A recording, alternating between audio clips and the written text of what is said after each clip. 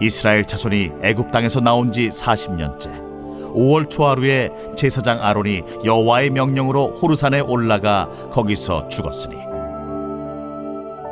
아론이 호르산에서 죽던 때의 나이는 123세였더라. 가나안 땅 남방에 살고 있는 가나안 사람 아랏 왕은 이스라엘 자손이 온다는 소식을 들었더라.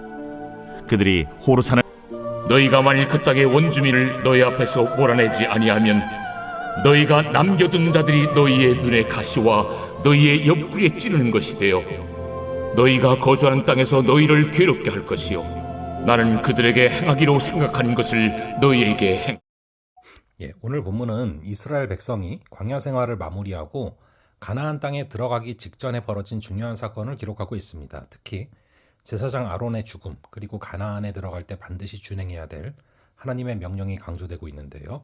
하나님은 약속의 땅을 차지하면 철저하게 가나안의 우상숭배 이 문화를 제거할 것을 명령하시며 이를 따르지 않을 경우에 이스라엘은 그 땅에서 고난당할 거다라고 경고하십니다.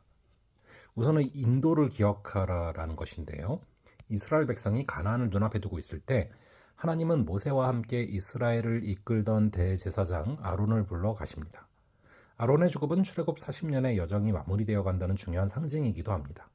그는 이스라엘의 영적 지도자였지만 무리바 사건으로 인해서 가나안에 들어가지 못하는 결과를 맞았습니다. 그럼에도 불구하고 하나님은 아론을 끝까지 사용하셨으며 그의 사역이 마무리될 때까지 인도하셨습니다. 아론은 123세의 나이로 생을 마감하는 순간까지 하나님의 명령에 순종했죠. 우리도 하나님의 인도하심을 신뢰하며 끝까지 사명을 감당해야 될 줄로 믿습니다. 또한 우리의 생명이 하나님의 손에 있음을 기억하고 하나님이 맡기신 역할을 성실하게 감당해야 합니다. 40절 이하는 아론이 죽은 후 호르산에서 출발해 모압 평지까지 이동한 이스라엘의 경로를 자세히 기록하고 있습니다. 이 여정에서 이스라엘은 여러 지역을 지나며 진을 쳤고 하나님의 명령에 따라 머물고 떠나기를 반복했습니다. 하나님은 그들의 걸음을 세밀하게 인도하시며 목적지인 요단강 맞은편 모압 평지에 안전히 도착하도록 이끄셨습니다. 이 과정에서 이스라엘은 끊임없이 하나님의 이 인도하심과 돌보심을 경험하게 되죠. 이제 하나님은 가나안 정복에 대한 마지막 지침을 주십니다. 그것은 가나안의 주민을 완전히 몰아내고 그들의 우상을 철저히 제거해야 된다는 것이었습니다.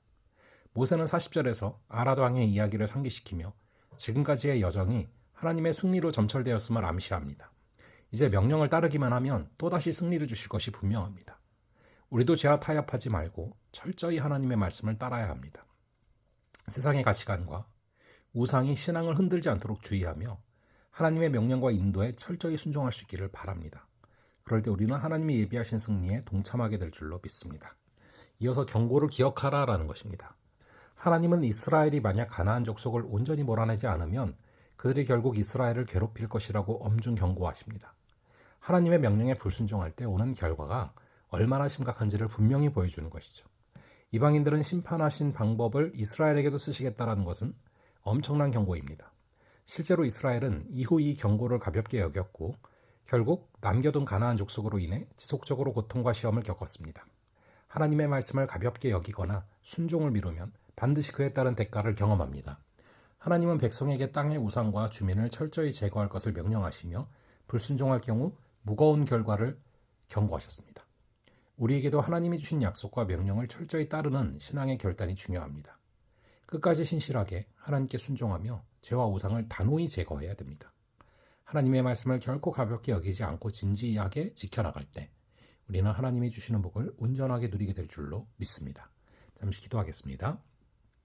아버지 하나님, 오늘 말씀을 통하여서 우리가 주님께서 명령하신 것들, 하나님의 인도하심을 기억하고 미래를 준비하되 주님의 경고를 기억해야 됨을 깨닫게 하시니 감사합니다. 아버지 하나님, 우리의 삶 속에서 오늘도 죄와 우상을 단호히 제거하게 하시고 하나님의 말씀을 가볍게 여기지 않고 진지하게 지키며 나갈 때 하나님이 주시는 복을 누리는 귀한 하루 되게 하여 주시옵소서. 감사드리옵고 이 모든 말씀을 주 예수 그리스도의 이름으로 기도합니다. 아멘. 그럼 또 다음번에 뵙도록 하겠습니다.